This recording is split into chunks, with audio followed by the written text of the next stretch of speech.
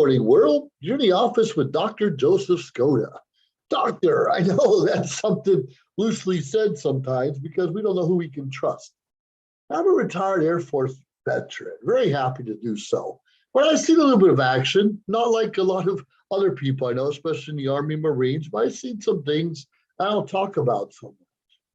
But when I left the Air Force, I found myself depression, anxiety. I found myself nervous. I found myself a psych, someone I could talk to. Well, first of all, I've seen a psychiatrist, and they're the ones that prescribe our medications, make sure we're in balance properly and things are going right and we can focus throughout the day. But I noticed some of the medications that were given to me and others I know kind of made us feel like zombies, kind of made us go through the motions, but not quite always there. Now, that's not everyone. Of course, medications affect all of us differently. But I also found myself a psychologist, a guy I can talk to, share my feelings. Guys don't do that very often, but someone we could trust enough to share what's going on in our lives. Not so much what happened in my military career, but what's happening here, right now. Now, he encouraged me to get my own PhD in psychology, which I did. Oh, you're in the office with Dr. Joseph Scott. Take it or leave it. But my focus was on working on other veterans that have post-traumatic stress, anxiety, and depression. And yes, in most cases, they're all tied together. But today I want to talk to you a little bit about signs of depression. What are some signs of depression? Now, we all get depressed from time to time, a loss of a loved one, Christmas time, the shopping, a loss of a job. Of course, those are things that can really sadden us deep down inside for a long period of time. I want to mention some other things that we need to be careful on ourselves and watch our loved ones, our neighbors, our coworkers. All right, one of the signs of depression, there should be no surprise, but drinking heavily. Drinking heavily. I love a cocktail. I love social drinking. I go to the American Legion, the Save American Veteran of Foreign Wars and other places, and just sit down with my fellow comrades in arms, even though most of us are no longer carrying arms. But sometimes we'll drink too much. We can have 2 or 3 from time to time, but when the 2 to 3 turns to 4 to 5 to 6 every day, you might want to get checked out because that is drinking heavily. Now, I understand we all have a different tolerance to alcohol, and understandably, and besides drinking heavily, we know illicit drug use or illegal drug use or any of those, too much drug use of any kind is also a potential sign of depression. Now, what about forgetfulness? And we just talked about drinking heavily, that'd be number 1. Number 2 is forgetfulness. You ever forget to pick your kids up from school? You ever forget to pay the taxes or your bills or the rent? You ever forget to pick up your loved one at the mall?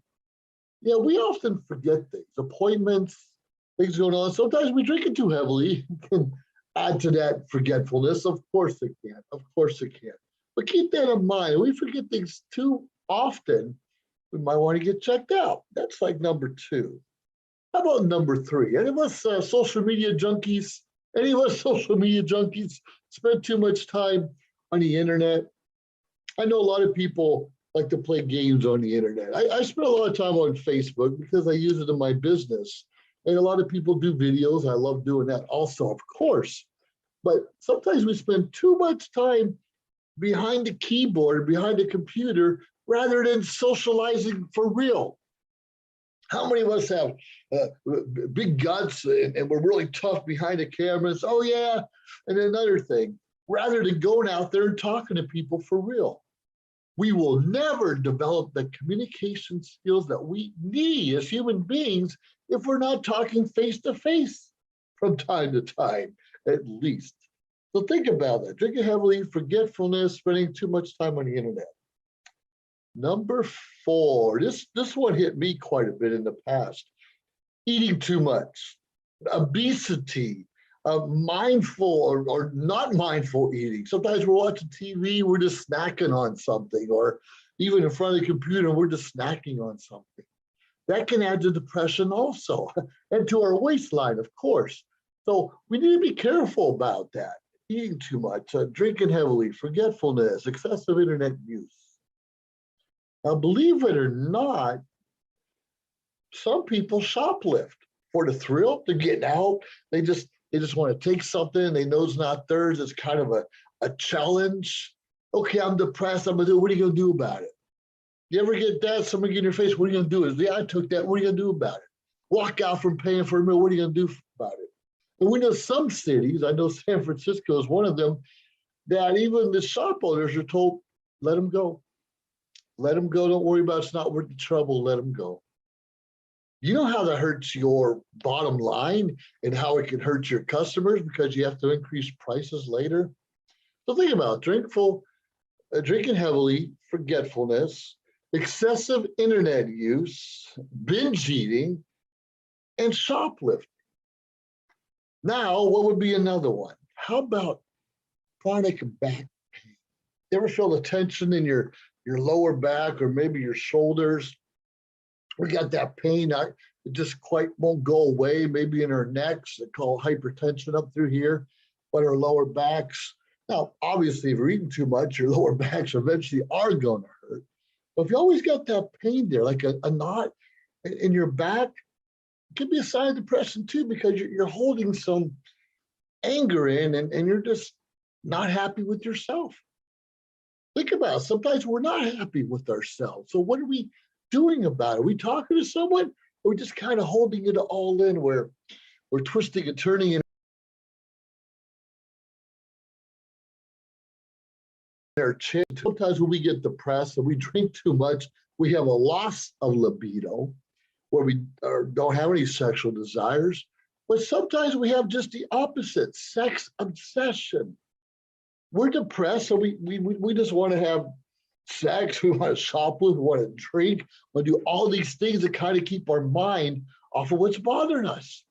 And sometimes we don't even know what's bothering us. So what are we doing about it, right? So think about it. And not just sex obsession with your partner, but with multiple partners, people you don't even know. Sure, it sounds like fun, but it can be very dangerous. And I encourage you to be careful with anyone that you go to bed with. Get to know them first and do everything for the right reasons, of course.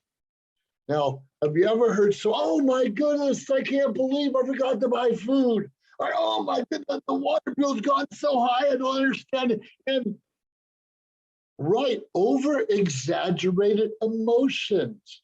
Over-exaggerated. Maybe hand gestures, maybe looks, maybe screaming, but they over-exaggerate. Now, understand today's world, our fuel prices are going up and up and up. That's not exaggeration. That's true. Our food prices are going up and up and up. Those are true. But over-exaggerate, oh my, there's a time and place. Like if you're acting in theater, it's a good time to over-exaggerate your gestures and your terms. But in normal time, we need to keep that under control. We can't over-exaggerate everything. We hear about the one who cries wolf. I forgot how it goes, but I'm going to say it's a girl. I could be wrong. Girl, he's, oh my God, there's a wolf. And all the town comes, there's no wolf. Just for the attention. Oh, there's a wolf. And whole town comes and there's a wolf. And then third or fourth time, oh, there's a wolf. And there's really a wolf. No one believes her anymore because she always cries wolf. So think about that when you're crying, when you're screaming, when you're over exaggerate, make sure there's a real purpose for that. It affects us inside. So what about gambling? Now, I love to play Texas Hold'em. And a few years ago, I was playing every Friday night and every other Saturday. It was a lot of fun. We played on the base on Friday nights. And on Saturdays, we would just take turns at different people's houses. Now, normally I would play, well, the base was free, but people's houses maybe $10 a game, maybe $20 a game. It was under control. We had a pretty good thing going on. We'd play 2 games. It cost us $10 each. And the loser of the first game would have to go to Little Caesars Pizza and buy pizza for everyone. Everyone would pitch in, but they would have to go out and get the pizza. That was kind of a social aspect, and it was fun. And a lot of us were addicted to it. And that's kind of what I want to talk to you about. A lot of us get addicted to these things. Hey, if you go have a couple drinks, fantastic. You want to eat well, or or hit a buffet every now and then, fantastic. You want to play a game on a TV or computer, fantastic. Gamble, play some cards every now and then, even bingo, fantastic. But we have to keep some of those things under control and not overdo it. It can bite us in the butt, and they are signs of depression if we're compulsive at it. Now, what about heavy smoking? Now, I don't smoke. Now, I've smoked probably 2 packs of cigarettes in my life.